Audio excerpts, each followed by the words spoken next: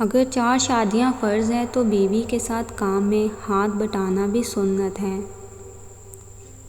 لڑکیوں کے خواب ٹوٹتے رہتے ہیں، کیوں نہ کہ انہیں عادت ہوتی ہے سمجھوتوں کی بھیڑ چڑھنے کی۔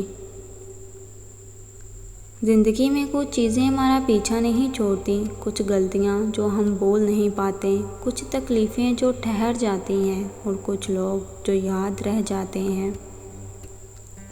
کبھی کبھی دل چاہتا ہے کہ سب کہہ دوں، سارا زہر اگل دوں، مگر کچھ لحاظ رکھنے پڑتے ہیں، اور پھر یہ لحاظ ہی تو مار دیتے ہیں۔ سخت الفاظ بولتے وقت یہ خیال رکھنا چاہیے کہ سننے والے کو یہ الفاظ کب تک یاد رہیں گے۔ زندگی میں وہ ایک شخص ضرور ڈھونڈو جس سے بات کرنے کے لیے تمہیں الفاظ کا چناؤ نہ کرنا پڑے۔ کائنات کے بدصورت ترین مناظر میں سب سے بدتر کسی مضبوط انسان کا ٹوٹ کر حالات سے سمجھوتا کرنے کا منظر ہے۔ اپنے حجاب پر ناز کرو لڑکیوں، کتابیں تو بہت ہیں مگر غلاف صرف قرآن مجید پر ہوتا ہے۔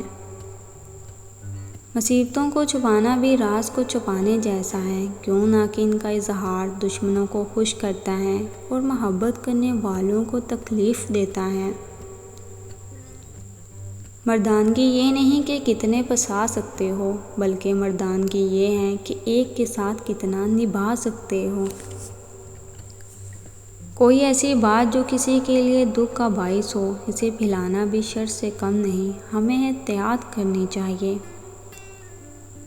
عورتوں کے ساتھ ہمدردی جتانے اور ان کی آزادی کے حق میں بات کرنے والے 80% مرد ٹھرکی ہوتے ہیں، وہ محض عورتوں کے سامنے دکھاوا کرتے ہیں۔ عورت ایک بہترین دوست ہے، اگر مرد اس میں محبوبہ ڈھونڈنا بند کر دے تو۔ جس راستے پر چلتے ہوئے چھاؤں کی بڑی طلب ہوئی ہو اور چھاؤں نہ ملی ہو تو وہاں ایک درخت لگانا محبت ہے۔ اور کیا ہو سکتا ہے اس معاشرے کا، یہاں لوگ مرد کے گناہ میں بھی عورت کی غلطی تلاش کریں۔ نہ جانے کس طرح کا عشق کر رہے ہیں ہم، جو ہمارے ہو نہیں سکتے، اسی پہ مر رہے ہیں ہم۔ اپنا کردار اتنا مضبوط اور اپنا ظرف اتنا وسیع رکھو کہ لوگ آپ سے تعلق رکھنے میں فخر محسوس کریں۔ کچھ لوگوں کو ہم صرف مس نہیں کرتے، ان کے بغیر ہم ادھورے ہوتے ہیں۔